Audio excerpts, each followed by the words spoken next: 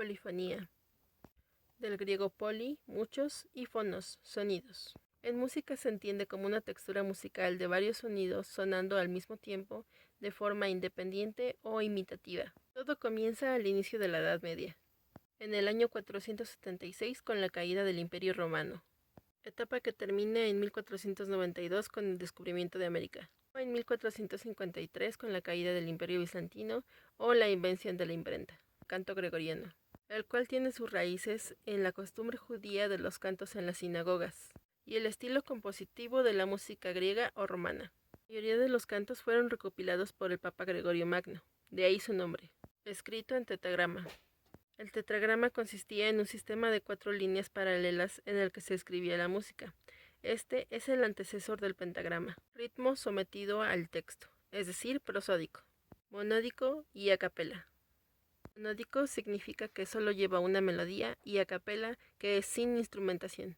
La mayoría de estos cantos estaba escrito en latín, excepto el Kyrie eleison, que significa ten piedad, este se escribía en griego. Al inicio solo se usaban voces masculinas. Después se agregaron niños, pues se escuchaba mucho mejor agregando unos agudos. El canto gregoriano se clasificaba en 3 categorías. La primera, por conformación vocal, consistía en saber si el canto llevaba coro o solista.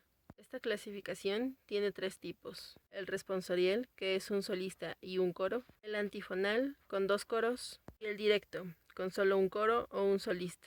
Segunda clasificación, tipo de texto. Aquí dependía si el texto del canto era bíblico o no bíblico. La clasificación, número de notas cantadas. Existía el silábico, neumático y florido. Silábico consta de una nota por sílaba. Neumático, de 2 a 3 notas por sílaba. O melismático, más de 3 notas por sílaba. El órganum. El órganum nace a partir de la combinación ya antes mencionada de coro de niños y adultos, que los niños adornaban a la octava los cantos. Al darse cuenta que sonaba bien, fueron aumentando a intervalos como la quinta, la cuarta, la tercera y la sexta, que son las consonancias más aceptadas en la época antigua.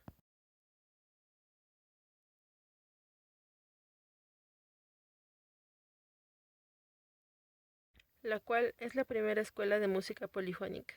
Esto en la Catedral de Notre Dame en París, como mayor periodo de producción de 1170 a 1250. Caben destacar 2 compositores que son mencionados en escritos como los mayores compositores de órganum de la época: Leonin y su alumno Perotin. Otros compositores pertenecientes a esta escuela: Franco de Colonia, Juan de Garlandia, Lambertus, Anónimo IV. De Notre Dame también es cuna de 2 tratados importantes de la polifonía antigua: Música en Chiriendis y Escola en Chiriendis. El tratado de Música en Chiriendis describía la diferencia entre el órganum paralelo y el órganum paralelo modificado.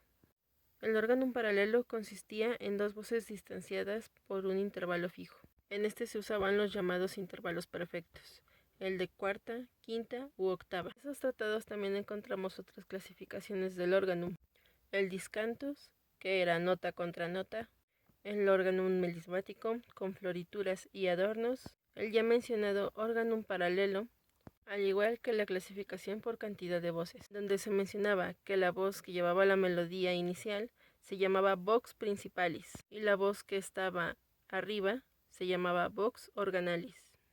Conductus. Esta era una nueva forma musical, venía del órganum, pero no igual al órganum. Se daba más libertad, pues eran compuestas sobre melodías profanas y eran las primeras composiciones oficiales que ya no se basaban en textos litúrgicos. También había más libertad rítmica y voces femeninas ya podían participar.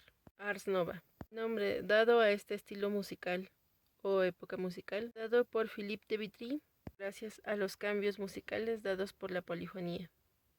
Una de las grandes figuras del Ars nova es Guillaume de Machaut.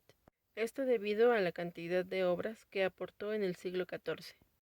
La mayoría de su obra se basa en motetes isorrítmicos. Era un tipo de canción que contenía varios textos simultáneamente cantados por varias voces, pero manteniendo el mismo ritmo. Una de las obras de Machaut consistió en 2 voces cantando en francés y una en latín. Aun cuando la Iglesia tenía gran influencia en la época medieval, no todo fue música sacra.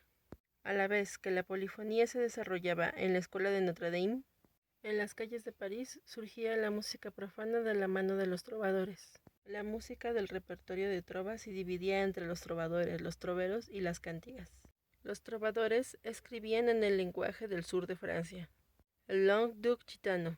El lenguaje era parte de las lenguas romances y estaba emparentado con el catalán. Los troveros escribían en francés. Por su parte, los compositores de la península ibérica componían sus cantigas en gallego y portugués. Normalmente los trovadores venían de familias con buena posición económica. Ellos le componían al amor y a los hechos de la época. Por otro lado estaban los juglares, los artistas con menos apreciación y presupuesto de la Edad Media. Estos se ganaban la vida con las propinas que le daba la gente en la calle. Interpretaban sus canciones en las que las letras eran las noticias de lo que estaba pasando en el mundo. Su música la acompañaban con espectáculos circenses a media calle. Escuela franco-flamenca. Tiene su desarrollo entre 1420 y 1600, el punto de transición entre la Edad Media y el Renacimiento, teniendo como principales compositores Josquin des Prez y L'Homme de Fou. Desarrolló principalmente en los Países Bajos y Francia. Se dio uso a la misa, el motete, la chanson y el madrigal. Como características compositivas tuvo frases largas y con ello el uso de recursos como aumentación, regradación, disminución. Escuela inglesa. Los compositores de esta escuela provenían de Inglaterra y del Ducado de Borgoña. Lo que mayormente caracteriza a la escuela inglesa es la integración de elementos de la música profana a la música eclesiástica. Y también se incluyeron las terceras y sextas más frecuentemente en las composiciones. Destacan dos compositores, John Dunstable y Lionel Power. Lionel Power se unió a la fraternidad del castillo de Canterbury, en donde falleció.